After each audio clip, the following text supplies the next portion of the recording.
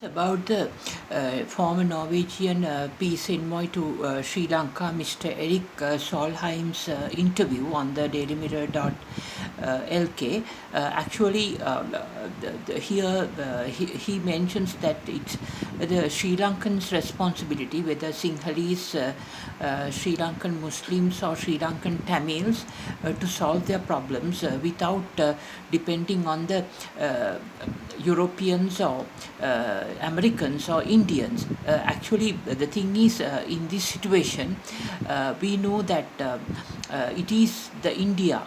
India is totally wrong in this situation because it's Indira Gandhi, the former late Premier of India, who, due to the reason of President J.R. Jayawardena changing from the socialist system to an open economy after 1978, for the first time in the South Asia, opening up the Sri Lankan economy into an open economic policy with open trade, imports and exports, and liberalizing the economy, that made Indira Gandhi commenting about Sri Lanka's President J.R. Jayawardena as none other than a Western puppet. She mentioned this words, actually this phrase, to describe Mr. J.R. Jayawardena, and she said J.R. Jayawardena is a Western puppet, and as a reason she promoted the Liberation Tigers of Tamil Eelam. Not only that, all Eelam, so many Eelam terrorist groups from India. So, like what happened was here, her role is the major reason here for this modern Sri Lanka situation, which Mr. Erik Solheim, the former Norwegian peace envoy to Sri Lanka, describes as the responsibility of the Sri Lankan to solve. But the problem is, once India had got involved in the modern times, despite the existence of the United Nations after the World War II, which is international organization incorporated to avoid the conflicts without war, this type of aggression by India, subsequently made international aggression by one country on another country to an act on that country, an international crime. So that is why I have reported India to the International Court of Justice, criminal courts rather, International Criminal Courts in Hague, for suitable action. Because now the thing is, it is the Prime Minister Indira Gandhi's wrong attitude, wrong policy, wrong thinking, that made the modern, Sri Lanka into a mess. Because historically we can understand, because the historical times are prior to the invasion of the Portuguese, but then the modern times, even though there was a United Nations organization and all mechanisms in place, in 1978 Mrs. Indira Gandhi started the initiatives to destabilize Sri Lanka by funding the terrorist organization. So here, how can Sri Lanka handle this issue once India, such a big neighbor with Sri Lankan Tamils, many relations, many families, related families are living in South India, and they depend, Sri Lankan Tamils depend on these Indian families as support whenever their children travel to India, or education or cultural religious tours frequently. So under these circumstances, how can Sri Lanka, Sri Lankan Tamils, Muslims and the Sinhalese solve this problem? Practically it's not possible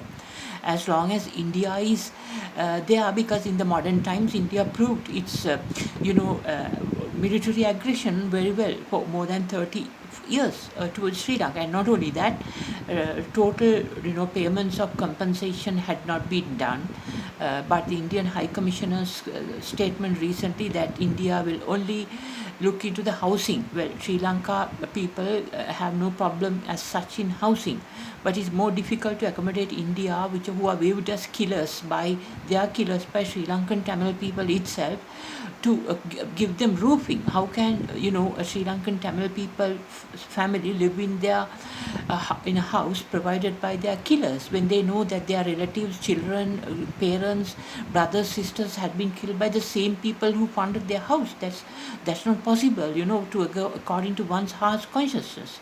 So this is why I think I remember this day of Indira Gandhi's assassination, because in 1984, I think I was in grade 7 at that time at DS Vinaya College, and this particular day, I think I remember. Now, the one important thing is Prime Minister Indira Gandhi sensed this event before her death, because Prime Minister Indira Gandhi's remarks, the last speech, just a day before her death. Her death occurred on 30th October 1984, and just a day before the death, on 30th October 1984, she said, "I am alive today. I may not be there tomorrow. I shall continue to serve until my last breath, and when I die, I can say that every drop of my blood will invigorate India and strengthen it." So this type of claims probably shapes the Indian foreign policy towards Sri Lanka, because she had mentioned during the last speech, just the day before her death, that when she dies, that every drop of her blood will invigorate India and strengthen it. That means her cause towards Sri Lanka, towards Pakistan, would continue to be the same. Even if I die in the service of the nation, I would be proud of it. So it actually happened. She died on her service to the nation. No? So every drop of my blood, she says, will contribute. She said, will contribute to the growth of this nation and make it strong and dynamic. The Prime Minister Indira Gandhi's remarks on her last speech a day before her death, 30th October 1984, at then Parade Grounds, Odisha.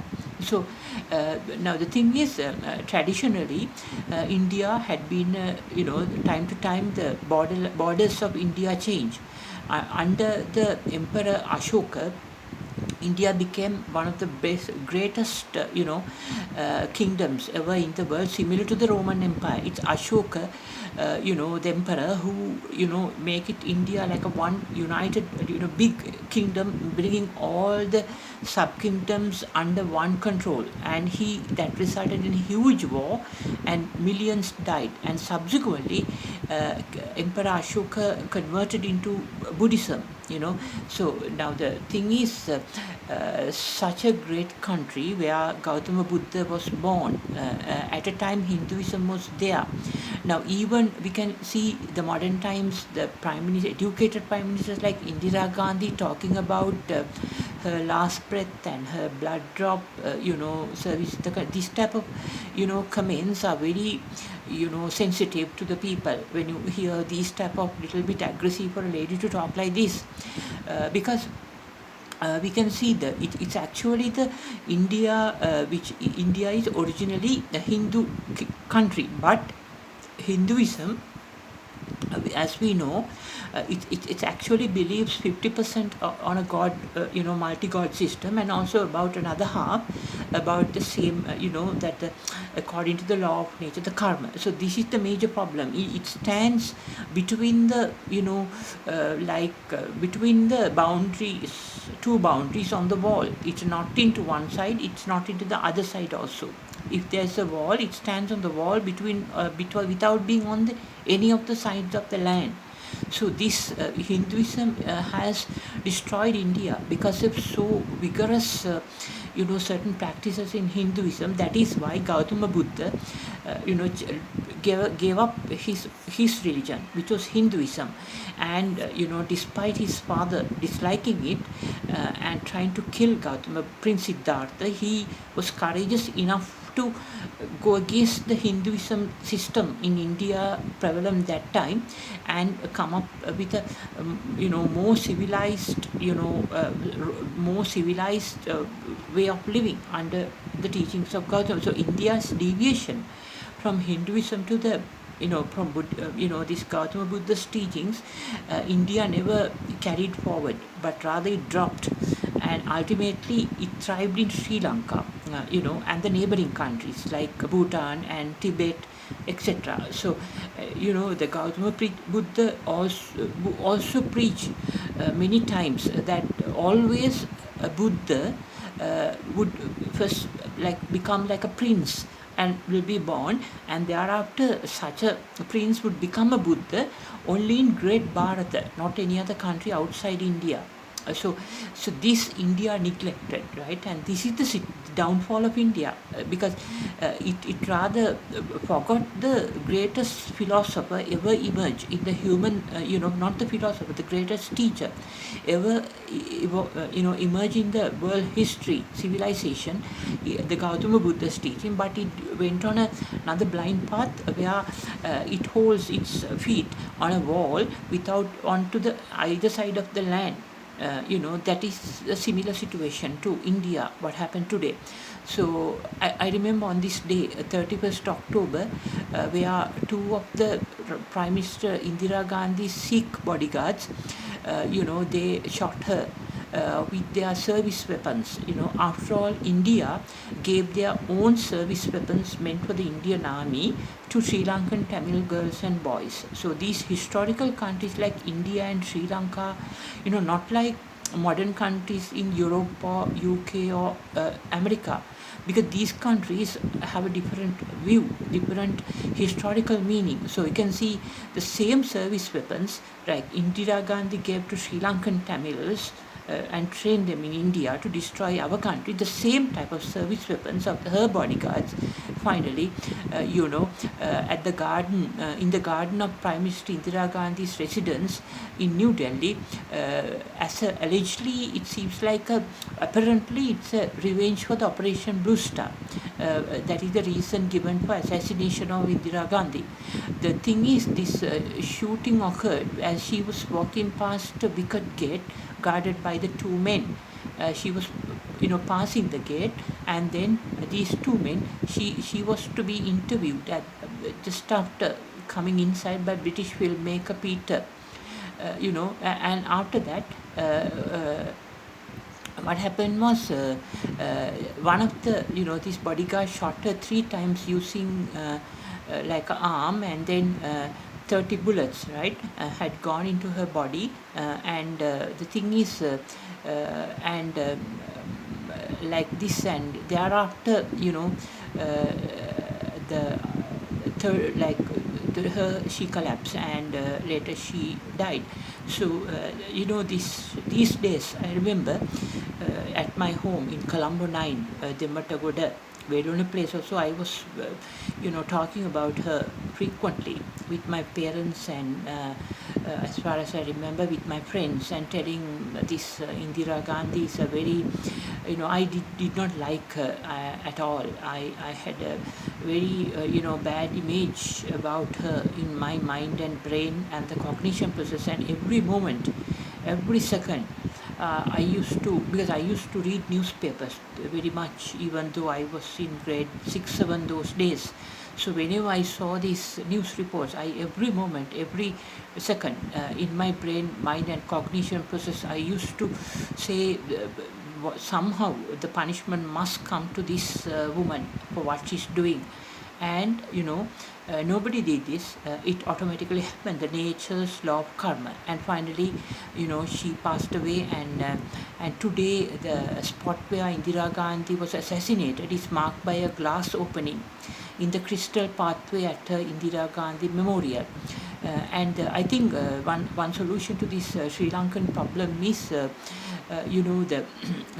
main issue is that Sri Lankan Tamils are having very close relatives in Tamil Nadu and Kerala and other states of India as well. So they are very scared of India's military involvement here, because I have my very close friends, even in year, I think it was late 1990s decade. They told me, some students, some friends from this particular school in Batticaloa, a boys' school, St. Michael's School, which is known for basketball, which is created by American missionaries in Batticaloa town. This particular student told me, Rohan, this Sri Lanka, it was, I think, in 1990s, as far as I remember, late 1990s. So these Sri Lankan army soldiers are getting pathetically killed in these areas. We feel very sorry for them. So this is the brutality of the India's Indira Gandhi's mind that resulted in this war. And these student friends at that time, they are they were like they are Sri Lankan Tamils from the eastern province, and they used to tell this to me. And they were always telling me, this is very pathetic. The Sri Lankan army soldiers don't know anything, and they are just getting killed in these areas. They used to tell me, because I was not involved in doing any support services to army that time in 1990s, the latter part. But these my friends used to tell this to me. And then not only that, when I met them in Colombo, they later on, because this particular student Sudhakar, he used to come to Colombo for his studies at the University of Colombo for Bachelor of Business Administration, and then also he was doing his Institute of Chartered Accountant Sri Lanka licentiate exam. So then one day I met him in Tehibala, and he told me, let's come, let's have some food. And he took me into a vade, this cyber shop, and we had vade. And he told me, Rohan, these Sri Lanka army soldiers are getting killed in a pathetic way. And then later he called me and asked what to do now, because he told me he cannot go back to his hometown also, and due to the war, and neither he has completed the Bachelor of Business Administration degree in University of Colombo, but he has completed his Institute of Chartered Accountants Sri Lanka, and become a chartered accountant. So he asked me what to do. He wanted my advice, and I told him, don't do your bachelor's, no point doing it. Just if you are a chartered accountant, just leave the country. Then accordingly he told me he got a job in Barbados in West Indies, and asked whether he can go there or not. I said, yes, better you go and complete the rest of your degree there. And that was the last time I spoke. So I think as far as India is here, Sri Lanka is unable to solve this problem, because Mr. Erik Solheim must understand, because India is such a big country, which so much damage done. How can the small Sri Lanka deal with when there's such a big neighbor around? So the thing is, the other solution is to this problem. The major issue is that Sri Lankan Tamils, when you consider the ethnic groups in India, Sri Lankan Tamils stands up prominently among the Indian ethnic groups, because they have a genuine, truthful reason for a separate state in India. A separate state means a free nation in India. So ideally, it is the Republic of Tamil Nadu that must be independent, because Tamil people's culture, their traditions, their family matters, and their languages, not only the languages, now different variants in Singapore, Sri Lanka, Mauritius, etc. So now they are spread to European Union, America, Canada. So now this whole problem came because India, historically the Sinhalese came from northern India, who were like termed as some group of like a prince and his friends, who were like treated as stubborn and chased away by the father, a king, and they landed accidentally in Sri Lanka in Mannar port, Mantita port, and finally this Prince Vijaya and his team settled in Sri Lanka, and they used to bring their brides from India, and gradually the Sri Lankan Tamil community evolved as a result here. And the thing is, the Hinduism may have been here before that, but Sri Lankan Tamil community's civilization evolution is related to the arrival of the Prince Vijaya. So the thing is, India historically, do not like this, because the Prince Vijaya had been, chased away from his kingdom, and then he landed here. Nobody thought they would land in the, southern edge island Sri Lanka, but they would have thought Prince Vijaya and his team would die. But they fortunately came to Sri Lanka, and that was the beginning of the Sinhala civilization. And thereafter, Prince Vijaya's relatives were in India, so he had links with India, and mostly it's the the Chola, the princesses who became the wives or the queens of the Prince Vijaya's civilizations later on. So now in this way, even Sri Lankan modern politicians, they have a lot of Tamil relatives. It's not the problem. The problem is the India's involvement, because I think in one way India may be regretting historically it's what has happened here. The chasing away of the prince in a inhuman way by the father king from the kingdom, and when nobody thought, they landed in southern corner island of India, Sri Lanka, and then they got into intermarriages with from India itself. So this is a historical, ethnic related, because once the king chased away the prince, his own son, that means the king doesn't like the son. But he fortunately landed in Sri Lanka, and then he made relations here. So this is like a chased away son coming back and making a relationship with his earlier big family, which India originally did not like. So this is the main reason. And not only that, finally the India this arrival of the Prince Vijay coincides with the passing away, or the what we call the death of the Gautama Buddha in India. So it coincides, the day Vijay arrived and the day the Gautama Buddha passed away are coinciding. So it's like more like a historical coincidence. When the Prince Vijay was chased away, it relates to the same time where the Gautama Buddha passed away in northern India, and later on the Gautama Buddha's teachings came to Sri Lanka, whereas India abandoned it.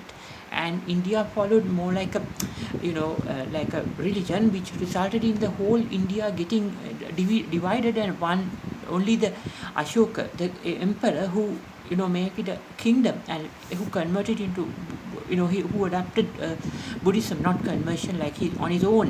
He became a Buddhist to overcome the sorrow that he caused by causing so many deaths on the way of creating the Bharat empire by Emperor of Ashoka.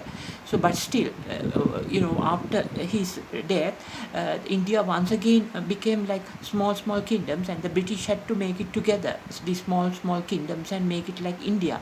So, India's problem is that historically India did not have a stable boundary as Sri Lanka. Sri Lanka also, we had the Jaffna kingdom by last king being King Sankili, but Jaffna kingdom did not extend to the Vanni, the Kilinochchi, Mullaitivu, Mana,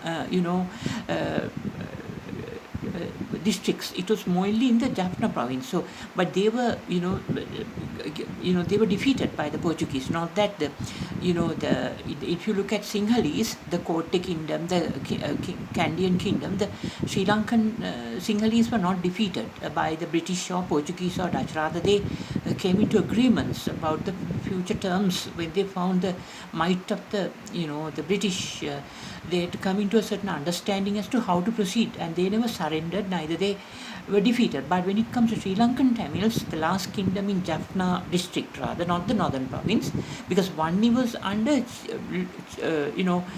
chiefs, certain people call them as lords.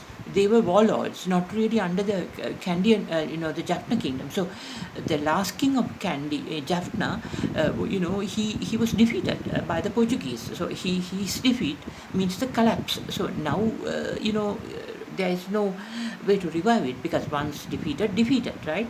That's the way in modern times as well in terms of war. So I think the problem is that here that we have to know that Sri Lankan Tamils have a certain very unique culture and their own identity. So they are really good, talented, hardworking, and knowledgeable, and really good in engineering, mathematics, and medicine.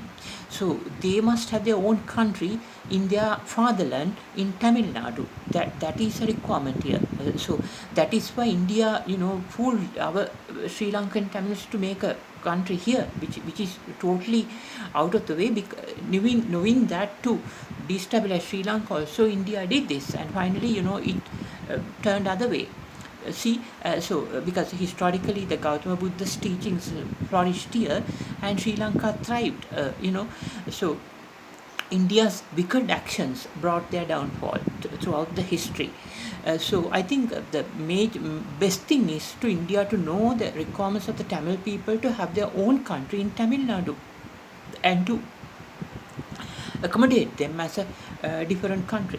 in Tamil Nadu. And then I think, then of course, Sri Lanka can, once Tamil Nadu is made a Republic of Tamil Nadu, an independent country, Sri Lanka can easily solve the current, issue between the Sinhalese, Tamils and the Muslims very easily, without any problem whatsoever, as already all Sri Lankan politicians have, most of their relatives are Tamil people and Muslims.